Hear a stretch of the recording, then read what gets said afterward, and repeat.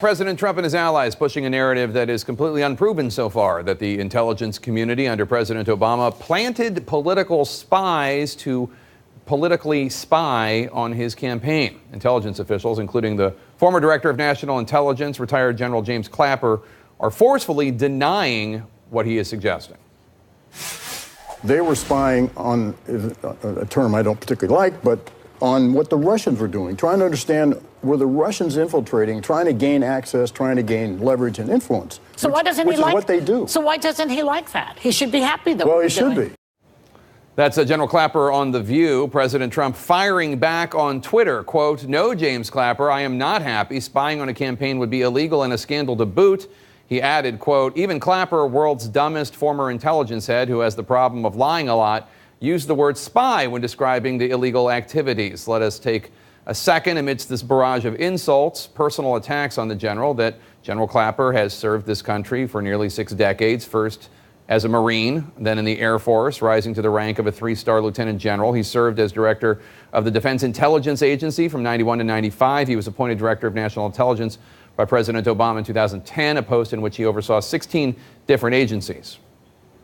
Joining me now is retired General James Clapper, and he, coincidentally, is out with a new book titled Facts and Fears, Hard Truths from a Life in Intelligence. General Clapper, thanks for being here. I want to get your response to what President Trump had to say about you today. I mean, if you look at Clapper, he sort of admitted that they had spies in the campaign yesterday inadvertently. But I hope it's not true, but it looks like it is. Did the intelligence community spy on President Trump and his campaign? No, we did not, and that is a distortion of what I said. In fact, I had an aversion to the use of the term, and I thought I made that clear. And the important thing is here, what was this all about? Well, what it was about was trying to determine what the Russians were doing. Were they trying to gain access, infiltrate a political campaign? It didn't matter which campaign. And it had nothing to do with spying on the campaign per se. It was about the Russians, which is what we should all be concerned about, to include President Trump. But to be fair, whoever the confidential sources were, and we know of one of them, and I don't know if there were others, but they were trying to find out not just what the Russians were doing, but what any members of the Trump team might have been doing with the Russians too, right? Well, my understanding, and again, I should point out, Jake, that I did not know about this contemporaneously. The FBI was doing this on its own. Yes, they didn't tell you about which is the standard procedure. I never knew the identity of informants in the FBI, nor should I.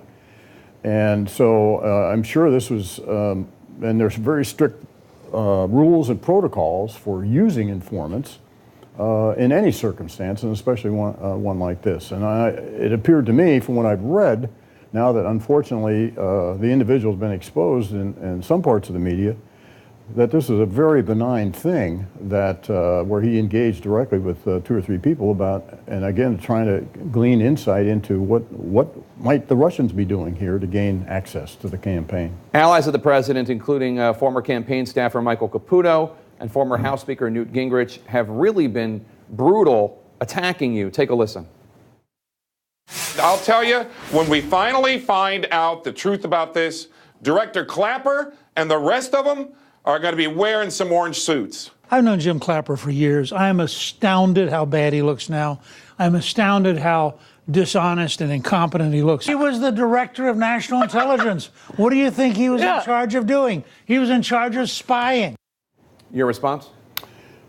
Well, I sure hope I get to go to the assisted living wing with that orange suit, I guess. I don't know what do you make of it when they suggest that you've committed a crime of some sort? Well, I take umbrage at that. I haven't committed a crime. I was trying to explain my understanding of what this informant was doing, and it wasn't spying on the campaign. I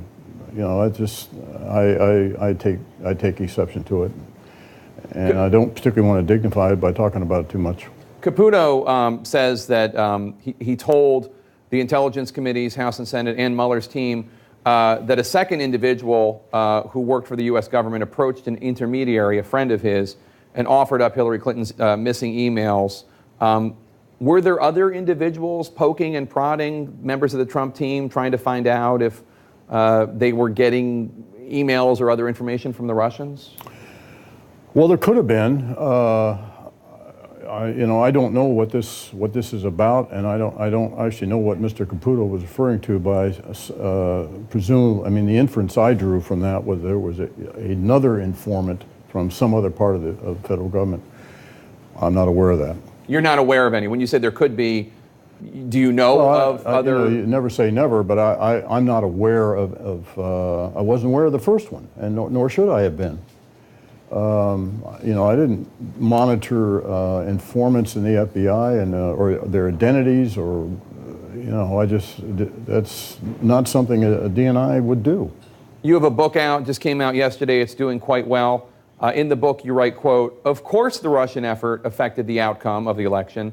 Surprising even themselves, they, the Russians, swung the election to a Trump win. To conclude otherwise stretches logic, common sense, and credulity to the breaking point." Now, this is more than you stated when you were Director of National Intelligence and you and your fellow intelligence officials put out that report. You avoided making a conclusion one way or the other about whether or not it had an impact. Have you learned more information, or is this just you speaking as a private individual? Both. So to be clear, we did not, and that was very deliberate, did not make any assessment or any call about what impact the meddling had on the actual outcome of the election. That wasn't in our charter, authority, or capability to do.